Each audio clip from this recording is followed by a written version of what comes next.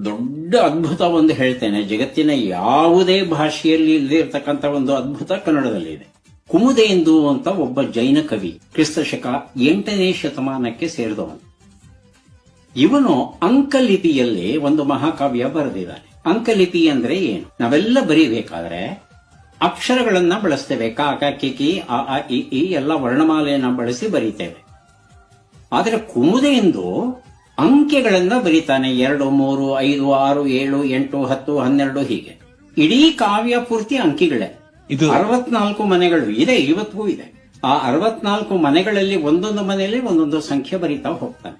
ನೀವು ಈ ಕಾವ್ಯವನ್ನ ಓದಬೇಕು ಅಂದ್ರೆ ಒಂದೊಂದು ಅಂಕೆ ಇರುವ ಕಡೆ ಒಂದೊಂದು ಅಕ್ಷರವನ್ನ ಹಾಕಬೇಕು. ಆ ಅಕ್ಷರವನ್ನ ಹಾಕಿದ್ರೆ ಮೂಲ ಕಾವ್ಯವನ್ನ ಓದಬಹುದು. ಮೂಲ ಕಾವ್ಯ ಇರೋದು ಅಚ್ಚ ಕನ್ನಡದಲ್ಲಿ. ವಿಶೇಷ ಏನು ಅಂದ್ರೆ ಆ ಮೊದಲನೇ ಸಾಲು ಇದೆಯಲ್ಲ, ಮೇಲಿಂದ ಕೆಳಕ್ಕೆ ನೀವು ಓದ್ಕೊಂಡ್ ಬಂದ್ಬಿಟ್ರೆ ತಮಿಳಲ್ಲಿ ಕಾವ್ಯ ಓದಬಹುದು. 2ನೇ ಸಾಲು ಅಂದ್ರೆ ತೆಲುಗು, 3ನೇ ಸಾಲು ಅಂದ್ರೆ ಮರಾಠಿ, 4ನೇ ಸಾಲು, 5ನೇ ಸಾಲು, 6ನೇ ಸಾಲು ಹೀಗೆ ಅಡ್ಡಡ್ಡ ಓದಿದ್ರೆ ಸುಮಾರು 500 ಭಾಷೆಗಳಲ್ಲಿ ಓದಬಹುದು ಒಂದೇ ಕಾವ್ಯವನ್ನು. It's a master piece.